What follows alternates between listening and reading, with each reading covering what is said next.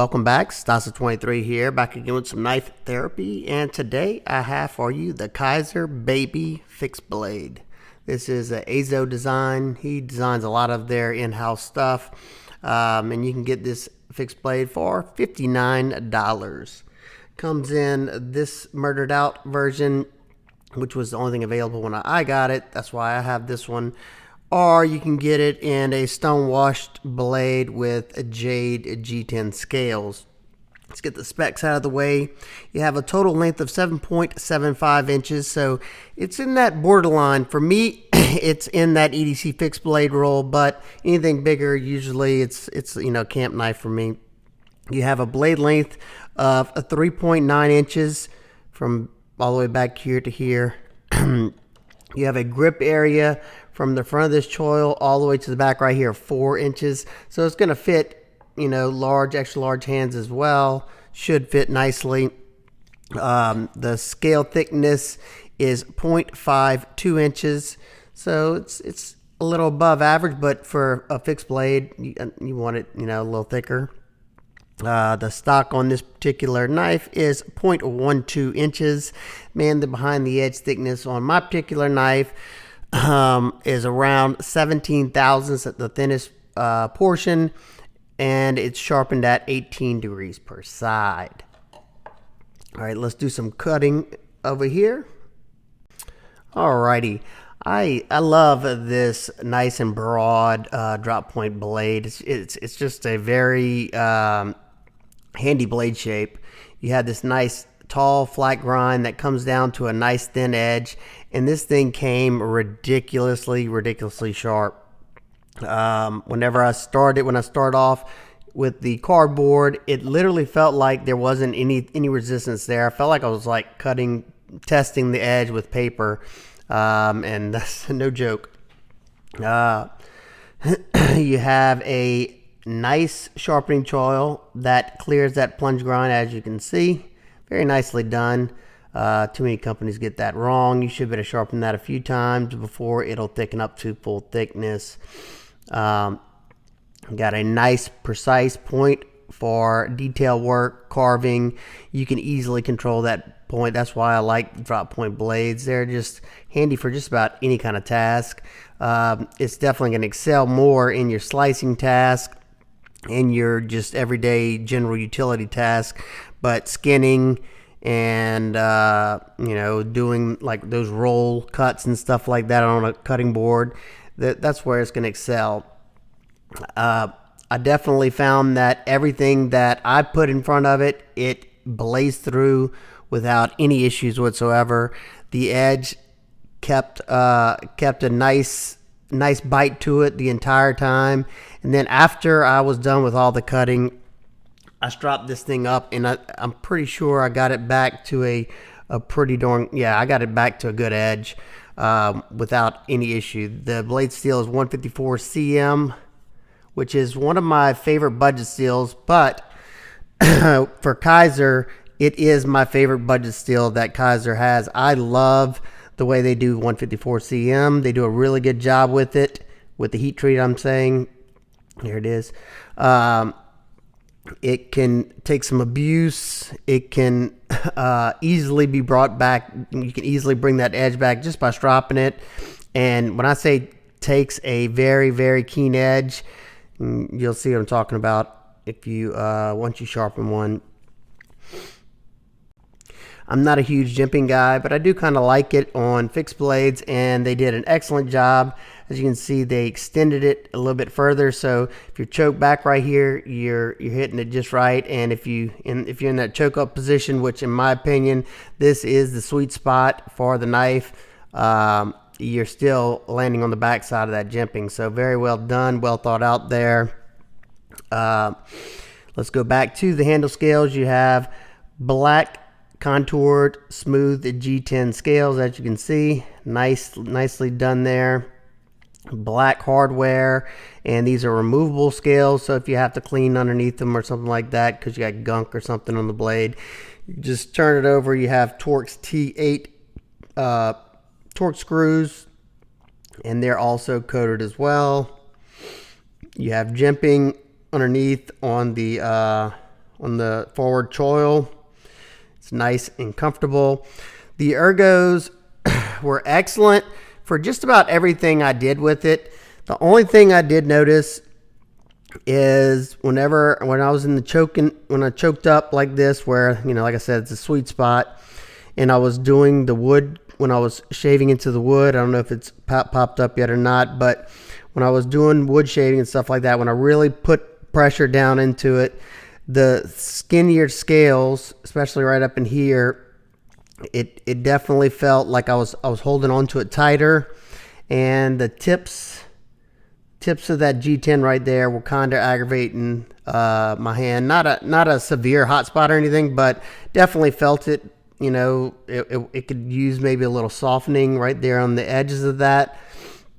You do have a nice lanyard hole for putting some 550 paracord, and I'm not usually a lanyard guy, but I will say when I'm you know, in the woods, if I'm going to use a lanyard, it's going to be on a fixed blade, and this is, you know, at a good size to where it would be, you know, if I'm doing some fast cutting or something, you don't want to make sure this thing doesn't come out of your hands. You could just put a lanyard there, wrap it around your hand. There, you got a nice solid grip on it. The knife comes with a nice Kydex sheath with a excellent retention. Just listen to this. Nice positive click. No rattle whatsoever when it's in there. They give you a little bit of space right here to push off. And they also added a belt clip part right here. You just feed your belt through there. And this is pretty interesting. I don't know. I haven't really seen this done before, but right now I got it in the horizontal position, but you can loosen up these screws, which I already have them loose, and you can rotate it if you want to sit vertical, or, you know, in like that, half cocked, you know, however you want it. Just a little track right there.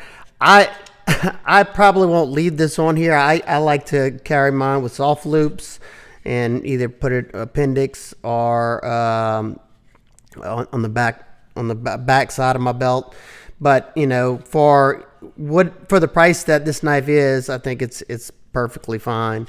You got a nice drainage hole right here, so if you happen to get it wet while you're in the woods or doing something, put it back in as wet.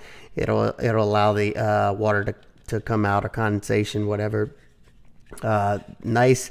It's not, the sheath isn't overly thin. I mean, you can flex it, but once again, at the price point, you kind of, you know, you're asking for a lot for, you know, a $59 knife.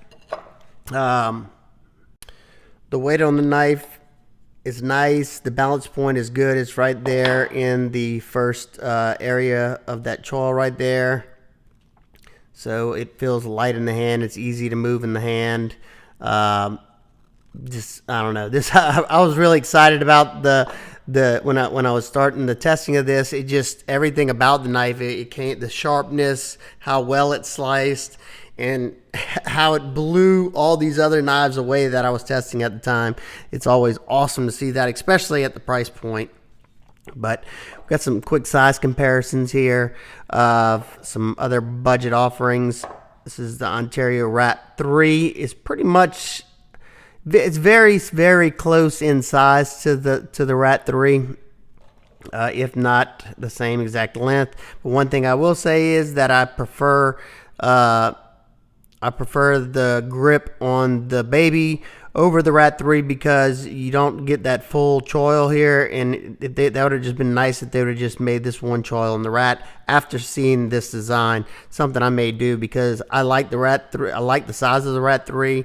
I just don't like the way it feels. It's a little too small on the handle here, and then this is a little too snug.